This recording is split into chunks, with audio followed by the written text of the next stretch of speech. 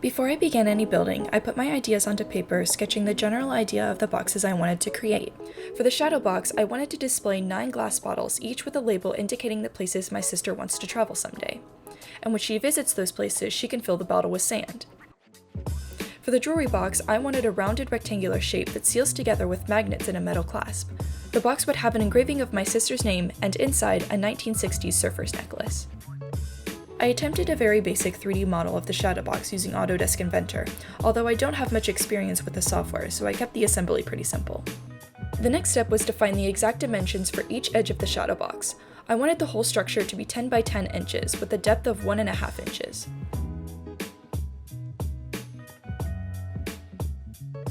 I then trimmed the sides of a long piece of red cedar down to the 1.5 inch depth.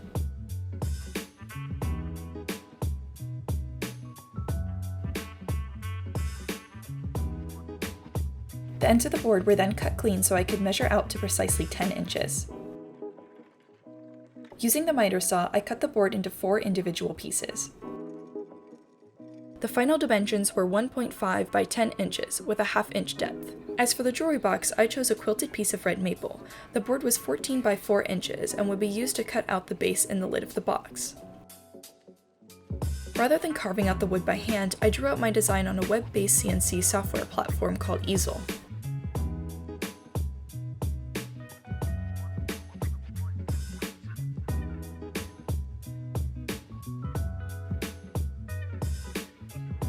Because I was hollowing out quite a large chunk of wood, the cut took about 3 hours and produced quite a lot of sawdust as it went along, but nonetheless, the cut eventually finished and the sawdust was cleared up.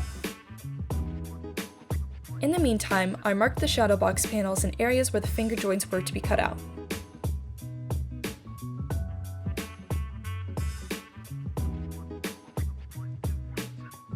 After measuring and marking, I took to the bandsaw and cut out the unwanted sections. For the panels that needed their center cube gone, I used a hammer and chisel to knock them out. And voila, the pieces fit together fairly nicely. Coming back to the jewelry box, I again used the bandsaw to cut off the extra wood.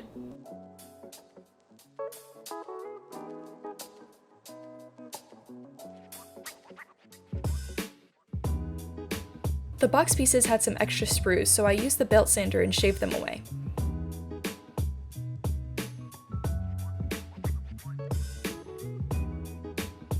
For the name engraving, I made another easel design. I thought it needed something more, so I added 3 little butterflies in the corner.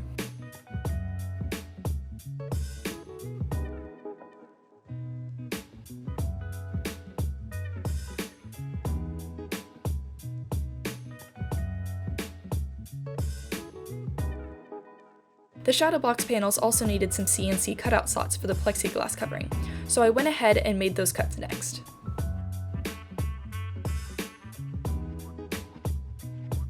I needed some sort of backing for the shadow box, so I decided on some thin gray toned scrap maple. The long strips were then measured down to 10 inches each, and then I cut them on the miter saw.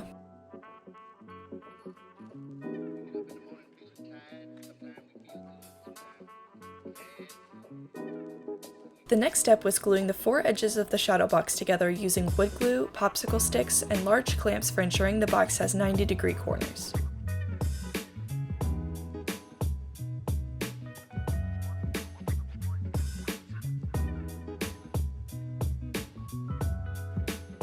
While that was drying, I came back to the jewelry box to begin filling the carve-outs with epoxy.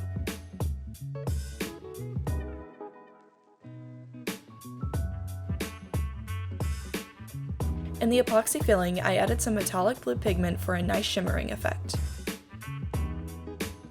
The resin was then spread evenly into the carvings and left to dry overnight.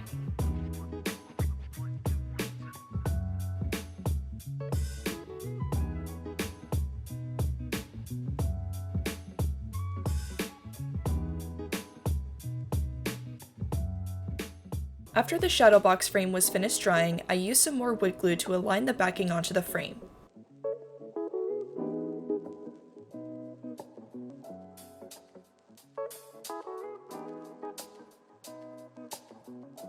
When the resin was done drying, I sanded off the excess resin.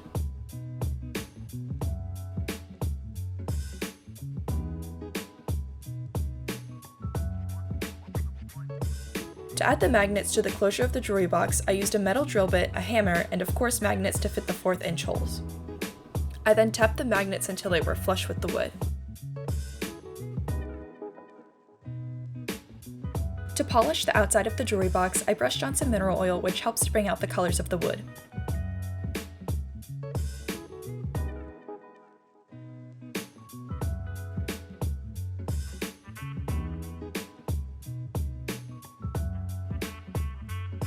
After oiling, I sanded the box with steel wool for fine-tuned finishings. Once the shadow box backing was finished drying, I shaved off the rough edges but did not finish with oil because I wanted to preserve the natural texture of the wood.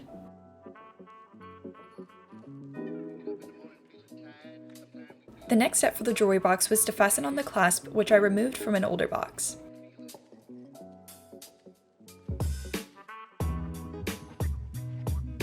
The final step was to add the padding and velvet lining to the inside of the base.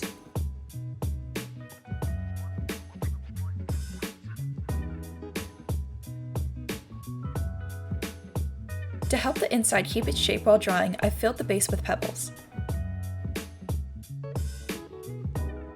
For the shadow box, the glass bottles needed labeled compartments to rest in, so I designed a frame to cut out on the CNC.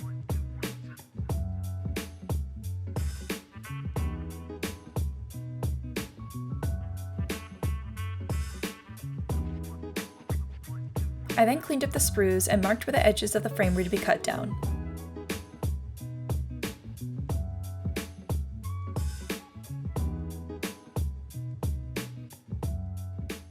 Once that was finished, I painted the top with a coat of black paint. The lining had finished drying, so I cut down the extra velvet, which looks a little messier than I was intending, but it's the best I could do.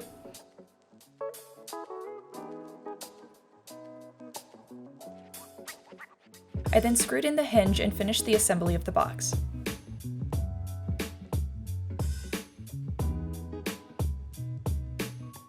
This is the necklace I decided to put inside, which I think is quite pretty.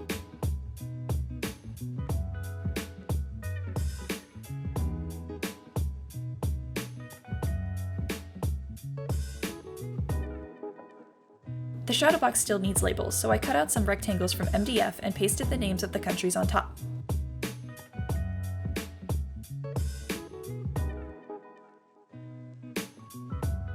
The labels will be held in place by tiny magnets.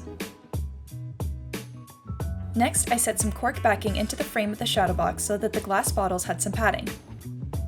The black frame was then set into place. After the magnets were added to the labels, I attached them to the board. The last step was to slide the plexiglass covering into place, which I made sure to make removable so she can access the bottles in the future. And we're done! The 2 projects are now finished. Thanks for watching!